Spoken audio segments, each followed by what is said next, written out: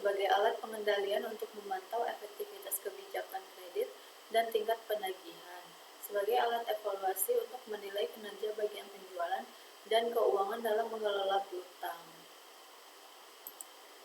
Keterkaitan dengan anggaran lain. Anggaran piutang tidak berdiri sendiri, ia berkaitan erat dengan anggaran penjualan, yaitu menentukan misalnya penjualan kredit, anggaran kas, yaitu memproyeksikan kapan kas akan diterima dari penagihan piutang, anggaran laba rugi, mempengaruhi pendapatan dan beban piutang tak tertagih. Contoh kontekstual, misalnya perusahaan yang menjual 80% produknya secara kredit perlu membuat anggaran piutang agar dapat memperkirakan berapa banyak kas yang akan diterima tiap bulan, berapa besar piutang yang mungkin tidak tertagih, kapan perusahaan harus menyiapkan dana tambahan untuk menutup kekurangan kas sementara.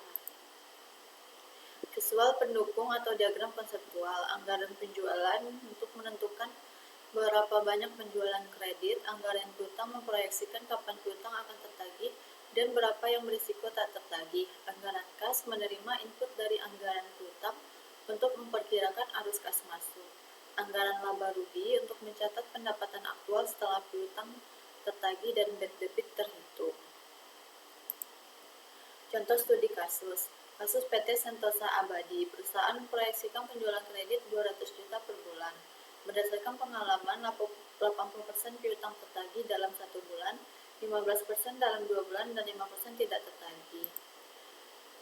Implikasi anggaran piutang bulan Januari akan mempengaruhi penerimaan kas Februari dan Maret.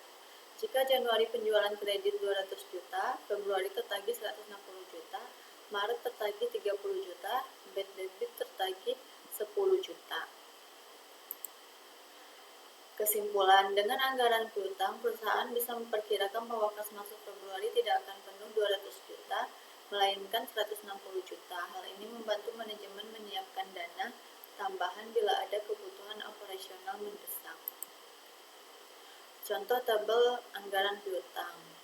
Komponen keterangan nilai dan catatan. Komponen penjualan kredit, target penjualan selama periode tertentu, nilai 1M berdasarkan proyeksi penjualan. Saldo piutang awal, piutang yang belum tertagih dari periode sebelumnya, nilai 500 juta diambil dari laporan keuangan awal. Estimasi penagihan, persentase piutang yang diperkirakan tertagih 80% berdasarkan riwayat pembayaran pelanggan. Piutang tak tertagih, estimasi piutang yang tidak akan tertagih 20% dibentuk sebagai cadangan kerugian. Cadangan piutang, dana yang disiapkan untuk menutup kerugian piutang 100 juta dicatat sebagai beban non-kas. Arus kas masuk, penerimaan kas dari penagihan piutang 400 juta masuk ke kas perusahaan. Saldo piutang akhir, piutang yang tersisa setelah penagihan 200 juta akan menjadi saldo awal periode berikut. Monitoring dan evaluasi, proses pengawasan dan analisis piutang, menilai efektivitas kebijakan kredit.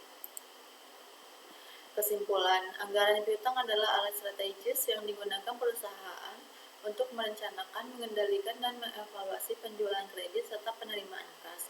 Dengan menyusun anggaran piutang, perusahaan dapat memproyeksikan saldo piutang, memperkirakan tingkat penagihan, menyiapkan cadangan kerugian, dan menjaga arus kas tetap stabil. Hal ini tidak hanya membantu menjaga likuiditas, tetapi juga mendukung pengambilan keputusan manajerial, perencanaan model kerja, serta penyusunan laporan keuangan yang lebih akurat. Secara keseluruhan, anggaran piutang memastikan bahwa transaksi kredit memberikan kontribusi positif terhadap profitabilitas dan keberlanjutan perusahaan.